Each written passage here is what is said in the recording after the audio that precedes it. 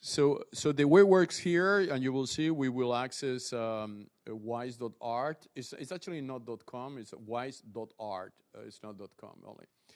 And here, you can go to join the, yeah, here, good. So we are live, right? And this is like a marketplace. It's like Amazon or whatever. The only difference here that if you click browse NFTs, there you will go into the, yeah. So this is the artist, and they are loading their painting.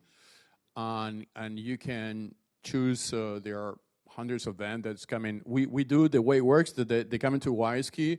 We are teaming with companies that they do the provenance, so we are not doing that ourselves because that's a very specific work. We're also working with museums. We're also working with auction houses. They do the provenance, they send us the certification. After they have done the validation, we digitally sign each of those documents using our digital signature technology. We store in the blockchain ledger together with the identity, and then we create the page. From there, you just click and you can buy, or we can check. Obviously, now you have to go through the registration process. We're not going to register now, but if you click on registration, you will go to WISe-ID. So WISe-ID is the, you can do that yourself by going WISeID.com, which is the digital certificate capability of WISekey. Maybe you can go lower, please, just to see more NFTs. So this is one artist, which is very big. Just go at the end of the page, if you don't mind. Yeah. Just go to number 2 or 3. Anyway, so the business model on those platforms, as I mentioned before, is that normally an NFT is between 10 and 50% of the original value of the original art. So if you have 100,000, painting, the NFT is around 15% of that, standard worldwide. And as Mira say, you can add into your smart contract things like conditions, like if you resell the NFTs to somebody else, I get, as an artist, I get a 10% of it. Or you can do a few things, but you cannot print a T-shirt with NFT because you don't have that right. So all that is defined into your smart contract.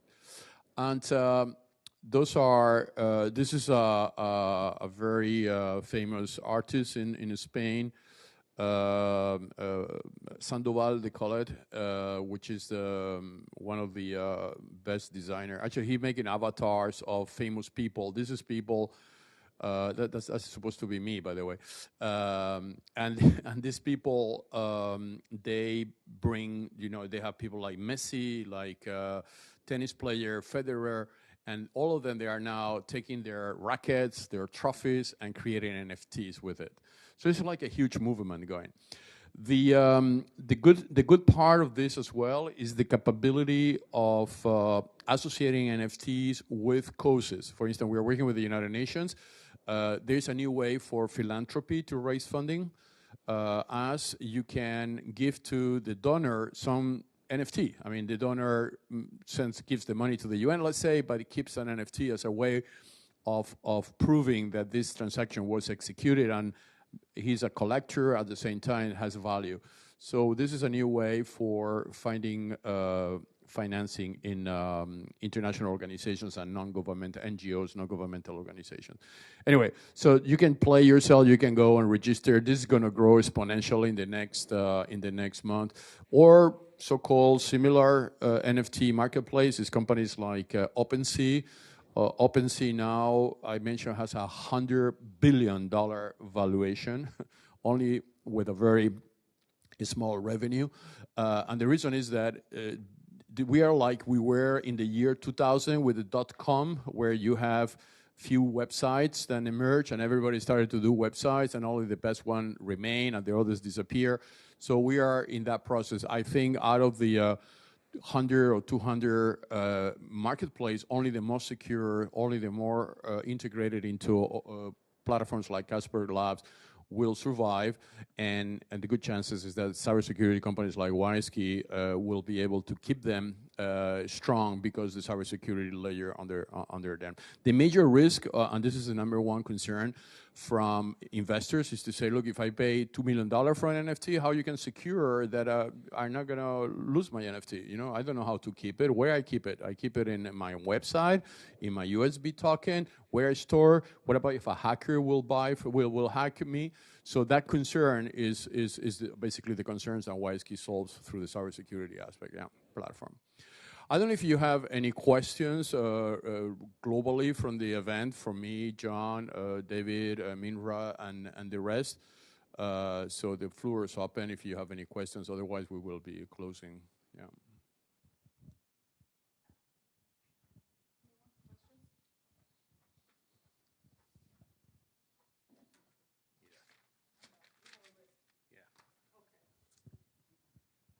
Hi, Carlos. Thanks. Kevin Deedy, H.C. Wainwright. A couple of questions on your partnership with Casper. Are they developing this entire platform for you? And Amaral, you mentioned using standard technology. I'm wondering if you're building it off of IBM Hyperledger or what some of the tech roots are. So maybe I answer the first part, and that Minra, you can join me here, Minra, if you want. Okay. Yeah. Yeah, so no, the platform is developed by WISekey, so the code of the platform is a WISekey, 100%, but we are plugged into their Casper blockchain, right? So maybe you can explain a bit how that works.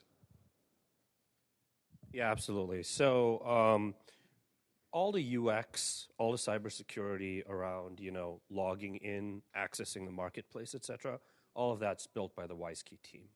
Where we're going to help is the actual connection with the underlying blockchain, the Casper blockchain, which we've built. There's complex smart contracting tools that you want. I mean, both from a security perspective, you want to make sure that the way an NFT is minted, created, its ownership established, follows the same cybersecurity standards that WISekey would create for WISe.ID or any other product. But also, if you want to add additional functionality, like we mentioned, scrape on ongoing sales, etc., you want to make sure that you create a UX that enables something like that in perpetuity. Last thing you want is people writing their own smart contracts. You'd rather create a UX that makes it very, very seamless for the end user.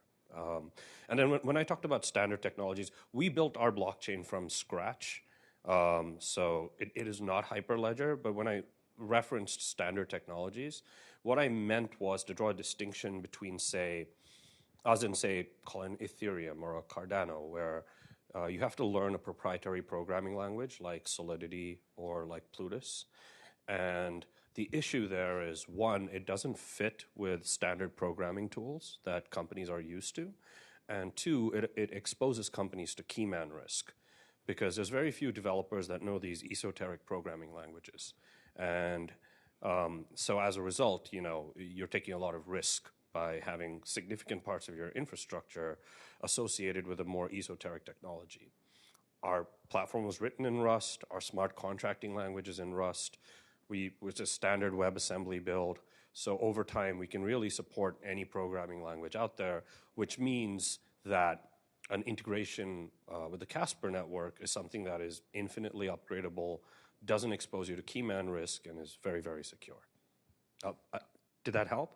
Lots, yes, thanks. Oh, can you talk about how you offer Casper as a sort of a white label platform?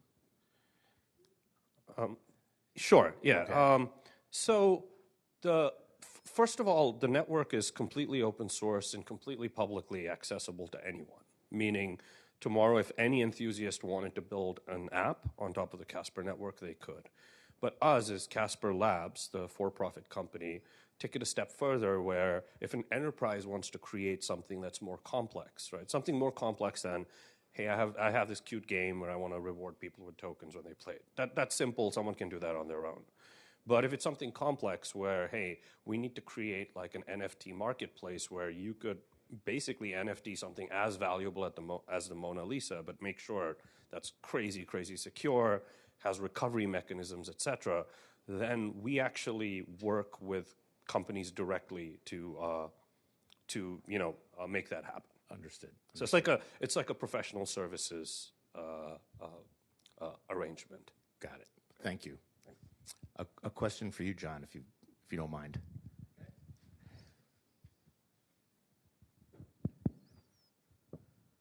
Yeah, you mentioned that you had lots of confidence in sort of reaching a number maybe 50% greater in revenues on the IoT side this year had you not had the supply chain issues. Yep. Could you talk to your confidence there and maybe give us a little bit more color on where you think that demand is and why you're so confident about 22?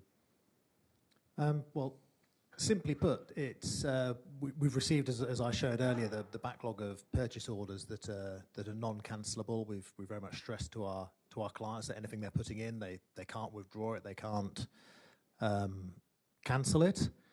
And they, for instance, we've mentioned Cisco earlier, that they are asking us to bring everything we can to them as soon as possible. So it's purely our supply side that is scheduling when we can deliver the products. And like I say, I was saying roughly finger in the air, we think about 30 million because we felt we could get to 25 on the IoT side this year from talking to our team down there, had they have been able to get the supply from the fabs, from the guys out in the east. And so similarly, at the moment, we've been given very clear allocations that go to 20.6 million. And what we found with our suppliers out there is they are trying to manage our expectations, sort of under-promise and then hopefully over-deliver. So the only news we've received in the last 3-4 months as we've been talking to them is steady incremental increases in what they can do for us. And so then when we go back to our clients, they're obviously saying yes, but as soon as we can get that, please deliver it. So if we can bring things forward, we've got orders scheduled for 2024, but again, that's purely because we can't get them sooner. So that's why we're that confident. One of your slides also spoke to sort of a supply chain moderation, I guess, or return to normalcy, the end of next year or early 23. And I'm kind of wondering where that foundation is built on. Yeah, I didn't try to necessarily say a return to normalcy, but the indications that I think we've received in the market at the moment is that as we get towards the end of 23, that's when the suppliers are expecting things to come back to a more normal supply level and the constraints will go away. I've got to admit, I'm not as much of an expert, so I don't know, Carlos, if you've got any more information, but that was...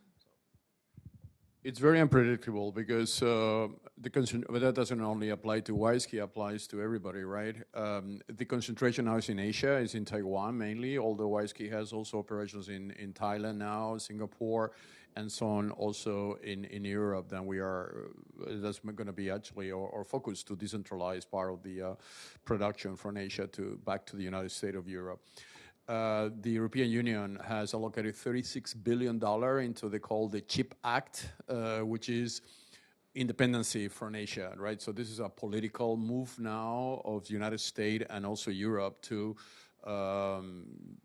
take away the risk factor of dependency that we have for Asia. I mean, imagine the worst case scenario: China invades Taiwan, right? After Russia takes over on Ukraine, right? I mean, what the world will look like in that kind of a scenario.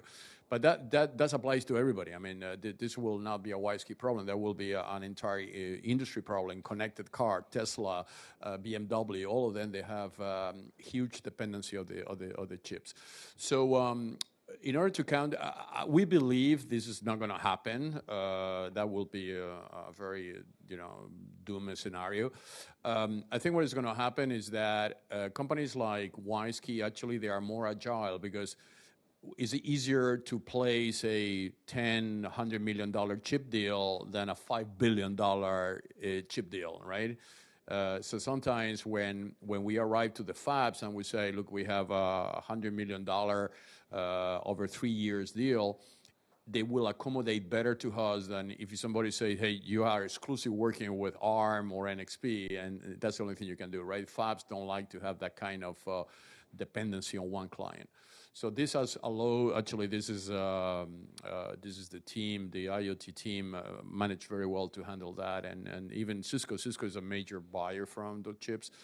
And Richard was able to navigate that complexity during the year in a very efficient way. Maybe, Richard, you want to say something about that? I can simply say that Cisco's very confident in their demand, and it's increasing.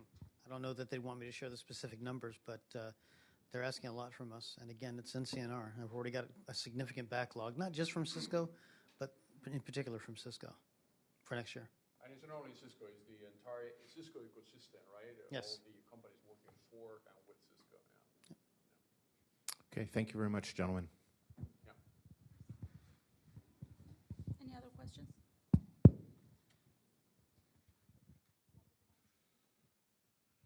Okay, so we covered a lot of territory today. I hope that the vision is clear where we want to go. I would like to thank also the people that have been following us through video conference. And for us, it's the second time we come into the NASDAQ after we do the listing in 2019. Hopefully we're going to come back more often, depending how the virus situation expands. But the message I want to leave with us, with you guys, is the user human-centric approach of WISekey. It's pretty unique.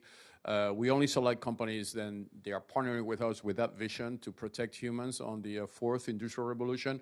There's going to be a very big conference in Davos next year on where we're going to be able to give progress. Also, WISekey is organizing a Human on the Metaverse event in Davos. You guys are invited if you're at Davos. I know that Casper Lab is going to be very active in Davos with their own presence there as well. We're going to be doing a lot of things together. And I think the message is that, right? Develop an internet that is secure, that humans are protected, that the fourth industrial revolution is a revolution where we can progress and expand, not detrimental to our basic human rights. So thank you for your attention all, and if you need any information from us, please, contact us through Lena or myself directly. Thank you for your attention. That was great, guys. Thank you for your help. All the best. Thank you, Lena. And yeah.